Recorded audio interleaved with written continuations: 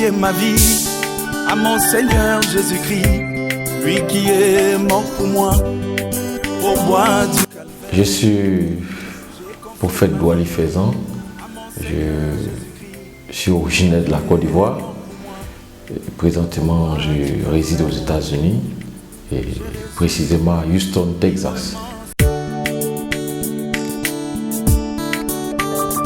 Je vais dire que j'ai commencé à prêcher il y a 20 ans. Il y a 20 ans que j'ai commencé à prêcher. Je pense qu'avant tout, c'est le Seigneur qui appelle. Et lorsque Dieu vous appelle et que vous ouvrez la porte au Seigneur, je pense que les choses se font facilement. Donc, Jésus dit qu'il est à la porte et qu'il tape. Donc Dieu attend souvent que nous-mêmes nous ouvrions la porte afin d'y entrer.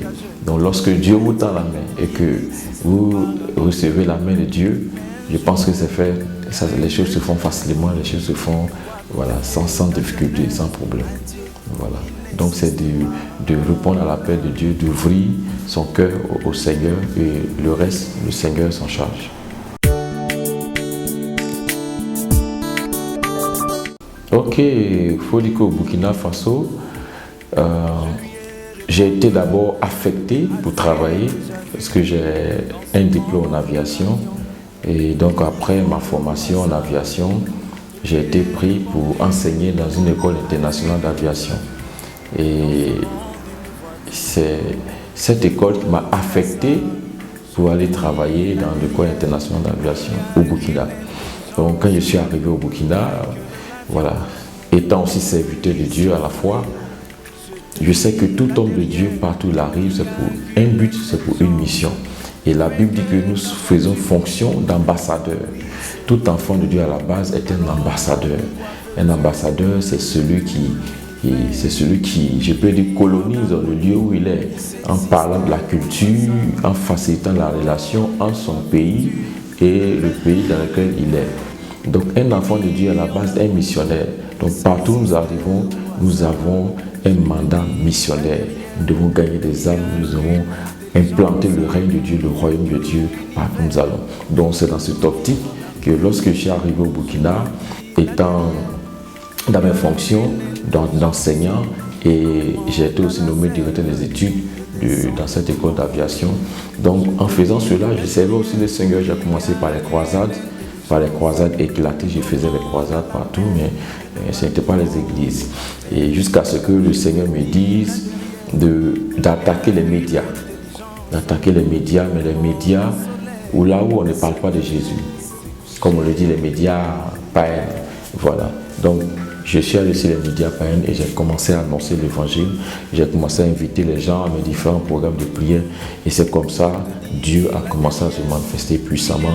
Lorsque je partais sur les médias, sur les télévisions, pendant que je prie, souvent mais je ne prie même pas, étant en train d'annoncer des programmes en cours, les gens qui regardent la télé, la puissance de Dieu les projette dans leur maison, des gens touchent la télévision. Je disais aux gens souvent de toucher leur télé. Lorsqu'ils touchent la télé, ils sont projetés, ils reçoivent la délivrance, les démons sortent de leur corps, des gens sont malades.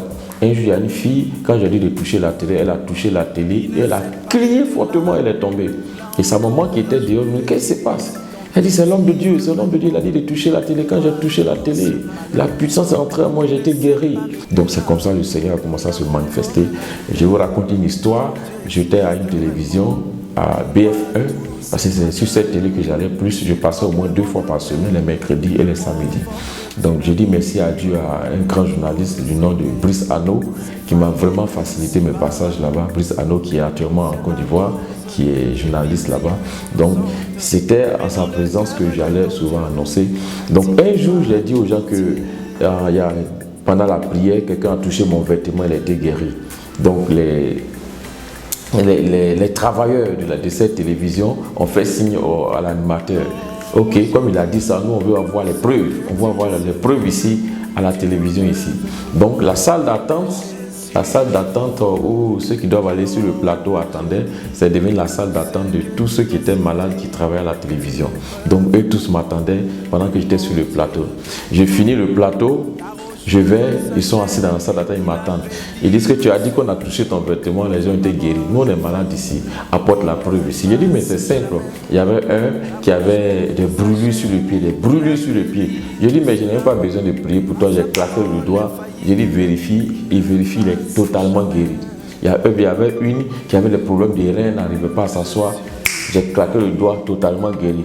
Il y avait un qui avait l'hémorroïde. L'hémorroïde, il a même traité, cherché les médicaments au Ghana, partout. Il n'arrivait plus à s'asseoir. Il n'arrivait plus à s'asseoir. J'ai touché ses reins, j'ai touché son dos seulement. Sur les champs, il a été guéri automatiquement. Donc le journaliste qui était encore sur le plateau, quand il a fini, il voit des miracles qui se passent. Donc il me dit, donc à la télé ici, il y a des miracles. C'est comme ça les gens étaient guéris même à la télévision là-bas. Et là, c'est pas fini. Quand je suis sorti de la télévision, comme vous me demandez comment ce qui s'est passé, quand je suis sorti de la télévision, j'étais avec une de mes filles qui elle travaille à l'aéroport de Ouagadougou. C'est mon étudiante, en même temps une de mes filles, je l'ai formée à l'aviation, en même temps elle travaille à l'aéroport de Ouagadougou. Donc quand je vais à la télé, je n'avais pas de voiture, c'est elle qui me conduisait. J'étais dans la voiture, nous sommes sortis de la télé, on partait à l'école parce que j'enseignais toujours. Donc on partait à l'école, elle allait me déposer et puis voilà, parti. Et sur la route, il y a un monsieur qui était mort. Il y a eu un accident, la voiture l'a cogné, il est tombé sur le goudron, sa nuque s'est cassée, le sang était partout. Le sang était partout. Et j'étais là, je demande à ma fille, elle dit, mais c'est un accident, le monsieur est mort, tout ça. Donc on a dépassé. Nous sommes arrivés devant, on partait à l'école. Nous sommes arrivés, le Seigneur me dit, retourne, va prier pour le monsieur, il va se lever. J'ai dit, mais moi, j'ai jamais vu ça. Donc, j'ai dit à ma fille, retourne. Le Seigneur dit de descendre, d'aller prier pour le monsieur. Elle dit, quoi? Tu joues bien? J'ai dit, non, c'est la vérité. Elle dit, non, tu vas partir seule. Parce que je ne veux pas avoir honte avec toi. Donc je crois en toi, mais les miracles, ça c'est la Bible qui dit ça. Ça c'est dans la Bible qu'il y avait ça. Les résurrections, mais maintenant ça n'existe plus. J'ai dit, ma fille, Jésus est le même. Elle a dit, ok, moi je peux t'aider, je te mets devant là-bas, je te descends, je reste dans ma voiture, tu vas faire ta prière, tu reviens, on va partir. Donc c'est comme ça, je suis descendu, elle est restée dans la voiture et je suis entré parmi les gens parce qu'il y avait du monde autour du monsieur qui était mort, on attendait l'ambulance. Je suis entré parmi les gens, et je me suis mis sur le monsieur. Quand je suis mis sur le monsieur, les gens savaient que c'était pour prier. Donc les gens s'opposaient, il y avait deux groupes. Il y avait ceux qui ne voulaient pas que je prie, il y avait ceux qui voulaient que je prie, parce que le monsieur c'était un musulman. Le Seigneur me dit, ne les écoute pas, je vais me glorifier aujourd'hui. Et j'ai levé la tête au ciel. Pendant que les gens luttaient, d'autres voulaient m'empêcher, d'autres voulaient que je continue. C'est ce qui s'est passé. Le Seigneur me dit, prie. J'ai levé la tête au ciel. Vous savez, je suis pragmatique. J'ai levé la tête au ciel. J'ai dit, Jésus, je ne veux pas te suivre aveuglement. Montre, j'ai vu dans la Bible que tu es la résurrection et la vie. Donc, montre aujourd'hui que tu es la résurrection et la vie aux yeux de tout ce monde et moi-même à mes yeux. Donc, le monsieur, il est mort. Montre, je veux maintenant. Qui s'élève maintenant, pas après, qui s'élève maintenant. Si c'est après, on peut dire, oh, il a eu une assistance médicale, tout ça. Je veux que ça soit maintenant, now. Il s'élève maintenant, sans aucune assistance. Et le Seigneur m'a orienté prophétiquement, j'ai mis ma main sur sa tête, j'ai mis ma main sur sa poitrine, et j'ai commandé à son âme qui s'est sortie de lui de revenir en lui. J'ai ordonné à son âme de revenir en lui. Et quand je priais, j'ai ordonné à son âme de revenir en lui automatiquement, de façon extraordinaire. Le type qui était mort, qui était couché, il a levé sa tête du sol. Il a levé sa tête du sol. Le Seigneur est en train de le visiter de façon extraordinaire. Quand la foule a vu ça, ceux qui m'empêchaient de prier, j'entendais derrière, prophète, continue de prier. Continue de prier, il est guéri, continue de prier. Les gens étaient dans l'étonnement. J'ai les images sur mon Facebook. Si vous tapez résurrection prophète Douali Faisant, j'ai les images sur mon Facebook. J'ai encore les images. Donc, et j'ai continué à prier. Quand j'ai continué à prier, le monsieur s'est levé et il était assis.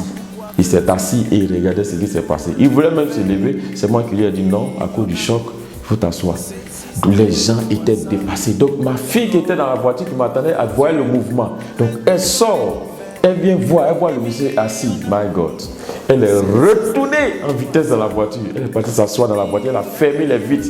Elle tremblait comme ça. Elle dit non, ça c'est quoi? C'est quoi ça? C'est quoi ça? Elle était totalement étonnée. Dieu a ressuscité le monsieur sur le champ de façon extraordinaire. Et par la grâce de Dieu, j'ai pu implanter une église. Et voilà, pour résumer un peu, voilà, avec les âmes qui ont été sauvées, les gens que j'ai baptisés, tout ça, il y a vraiment une grande moisson. Et voici un peu, pour résumer un peu, voilà ce que le Seigneur a fait. Le ministère pour le réveil des nations. Le ministère pour le réveil des nations, je ne suis pas le fondateur. Le fondateur, c'est mon père spirituel. Le révérend prophète Abimaël, un fils spirituel, récupère toujours la vision de son père et il la développe. Out of all problems en anglais, ça dit hors de tout problème. Donc en un mot, comment sortir des problèmes. Donc c'est un livre qui est bilingue, donc version anglaise et la version française. Et j'ai mis ça en un seul livre. Donc ce qui permet aux anglophones de pouvoir lire les livres, aux francophones de pouvoir lire les livres. Donc c'est un livre qui, le Seigneur que j'ai pris au moins 2 ans pour écrire ce livre. Au moins 2 ans pour écrire ce livre.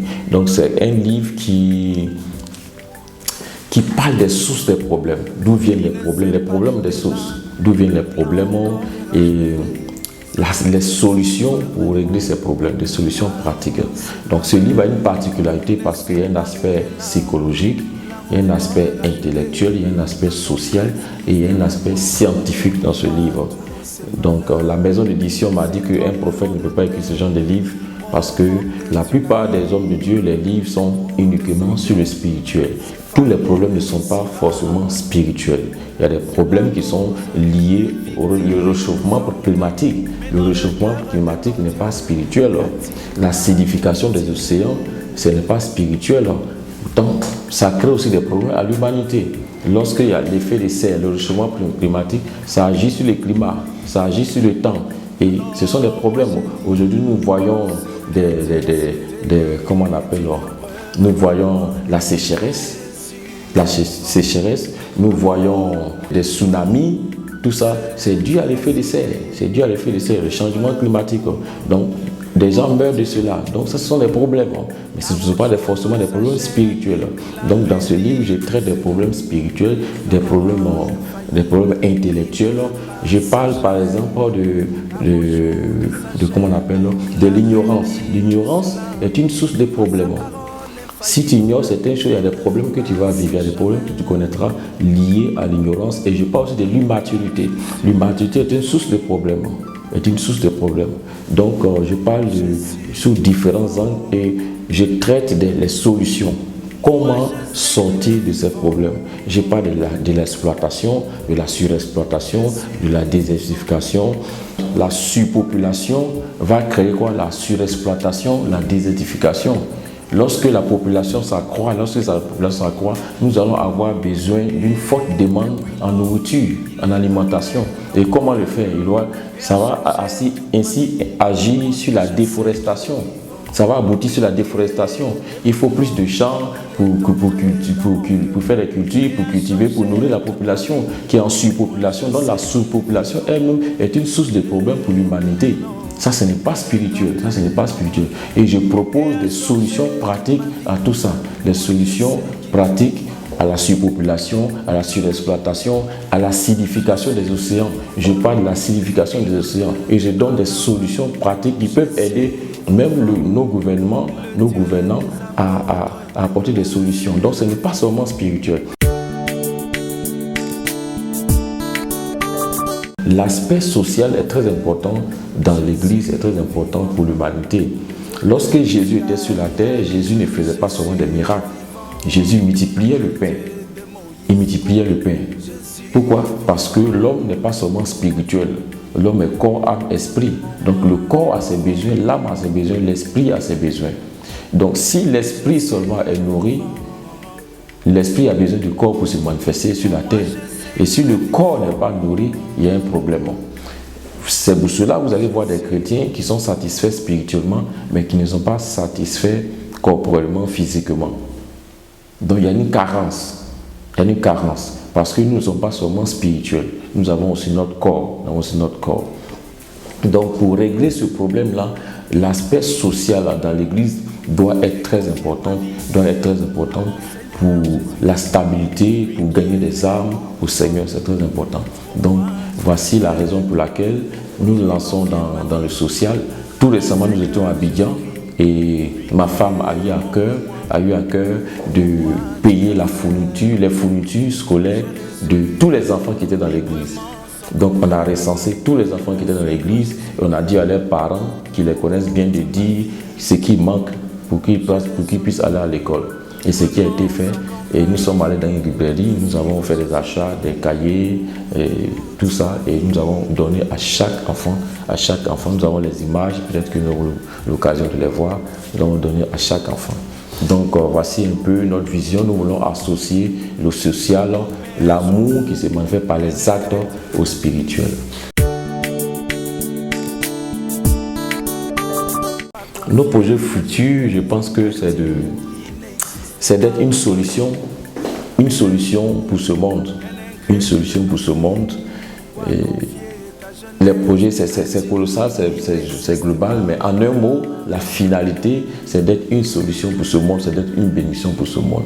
Parce que la plus grande bénédiction n'est pas de recevoir la bénédiction. La plus grande bénédiction, c'est d'être une source de bénédiction. C'est d'être soi-même une bénédiction pour les autres. C'est ça la plus grande bénédiction. La plus grande bénédiction. Donc, nous comptons, voilà, aider plus de personnes, faire des dons aux démunis, aux veuves. Et même nous avons une vision aussi pour les pasteurs. Beaucoup de pasteurs jeunes, prient, souffrent pour leurs églises, pour les fidèles, mais beaucoup souffrent, beaucoup sont dans des difficultés, beaucoup sont dans des problèmes, ils ont besoin d'assistance. Donc nous avons une vision aussi pour aider les pasteurs, et à la longue, pourquoi pas pouvoir payer les loyers des pasteurs, pouvoir les loger, pouvoir les donner à manger chaque fin du mois, si possible. Donc nous avons une grande vision vraiment pour vraiment aider le corps de Christ. C'est une bénédiction pour les autres en termes de social. D'abord, nous sommes à Houston, Texas. Donc, ils peuvent nous joindre par le WhatsApp. Pour ceux qui sont aux États-Unis, ils peuvent appeler directement. Mais pour ceux qui ne sont pas aux États-Unis, ils peuvent nous contacter par le WhatsApp. C'est le même numéro que pour les États-Unis direct. Par le WhatsApp, le +1 832 326 0369. +1 832 326 0369. Maghreb, Ivoire TV.